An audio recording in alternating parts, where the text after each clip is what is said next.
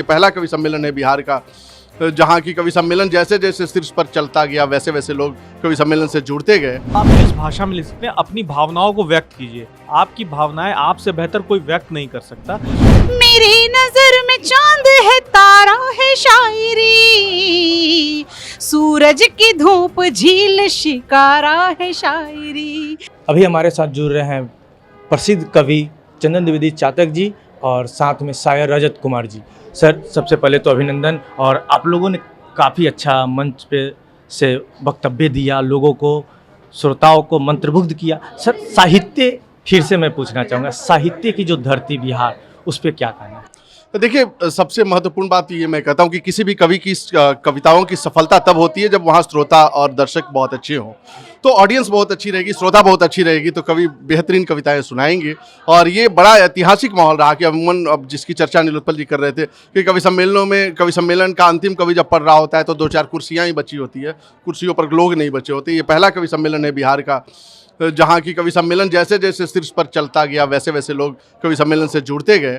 और आर्यभट्ट ज्ञान विश्वविद्यालय परिवार का बहुत धन्यवाद, उन्होंने देश के दिग्गज कवियों को आमंत्रित किया, उन्हें पढ़ने का मौका दिया। और मैं विशेष रूप से इम्पैक्ट कॉलेज को इसके लिए धन्यवाद दूंगा, और इम्पैक्ट लाइव को भी आपको धन्यवाद इसलिए मैं दे रहा हूँ क्योंकि मैंने जब श्रोता दीर्घा में जब नज़र डाली तो मुझे वो बच्चे दिखाई दे रहे थे आपके कॉलेज के। तो शुभकामनाएँ, कविताई तब होगी जब कविता का माहौल बनेगा, और वो माहौल बनाने की कोशिश है।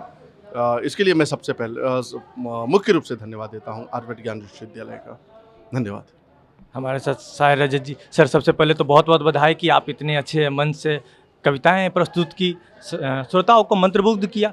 क्या कहना चाहेंगे युवा जो कविता लिखना चाहते हैं, बोलना चाहते हैं मंचों से, उनके प्रति आपकी क्या राय रहेगी? देखिए, बिहार तो ऐसे भी कवि और शायरों की धरती रही है, तो कविता इसलिए ज़रूरी है। देखिए, हम लोगों ने देखा कि जब भी कविता लोग पढ़ते हैं तो हमारे कार्यक्रम से ही 2-4 कवि आते हैं कि हमें भी कविता पढ़नी है। तो कवि जो है उसका काम ये है कि साहित्य लिखने वालों को प्रोत्साहित करे और लिखने वाले और आगे बढ़ें। तो मैं यही कहना चाहूँगा कि जो भी लिखने वाले हैं, जो भी पढ़ने वाले हैं, आप जिस भाषा में लिख सकते हैं, हिंदी का पखवाड़ा चल रहा है, राजभाषा पखवाड़ा चल रहा है, तो आप जिस भाषा में लिख सकते हैं, अपनी भावनाओं को व्यक्त कीजिए। आपकी भावनाएं आपसे बेहतर कोई व्यक्त नहीं कर सकता। उस भावनाओं को व्यक्त करना ही जो है वो कविता है, वो कहानी है, वो उपन्यास, आप उस पर लिख सकते हैं। कुछ चंद लाइनें सर, कम समय का तकाजा है, मैं मान रहा हूँ, तो हमारे दर्शकों के लिए। देखिए, मैंने तो पढ़ दिया है, मैं फिर से पढ़ देता हूँ कि तेरी याद पत्थर मेरा दिल निशाना है, तेरी याद पत्थर मेरा दिल निशाना है, कि पहली छुअन में इसे टूट जाना है, तेरा हिज्र जाने जा यूं ही भुलाना है, रफ़ी की आवाज़ है, साहिर का गाना है। शुक्रिया, बहुत बहुत धन्यवाद। अभी हमारे साथ राजस्थान धौसा से चलकर आई कवित्री सपना सोनी जी। मैम, बहुत बहुत धन्यवाद, बिहार की धरती पे स्वागत है। क्या कहना चाहेंगे? बहुत सारा, सबसे पहले तो प्यार बिहार को, और क्योंकि बहुत मन से कविताएं सुनना जानता है बिहार, और बार बार जब भी यहाँ से कोई भी आमंत्रण जाता है मैं कभी मना नहीं करती हूँ, मैं चली आती हूँ। एक मन का रिश्ता हो गया है बिहार के साथ में। और किसी ने मुझसे पूछा कि आप शायरी क्यों करती हैं, कविता क्यों करती हैं, तो मैंने कहा या तो आपको कहीं ना कहीं से दर्द मिल जाए या मोहब्बत हो जाए। तो मुझसे किसी ने पूछा कि शायरी आखिर है क्या, तब मैंने 2 पंक्तियों में बताना चाहा कि मेरी नज़र में चांद है, तारा है शायरी, मेरी नजर में चांद है, तारा है शायरी, सूरज की धूप झील शिकारा है शायरी, सूरज की धूप झील शिकारा है शायरी।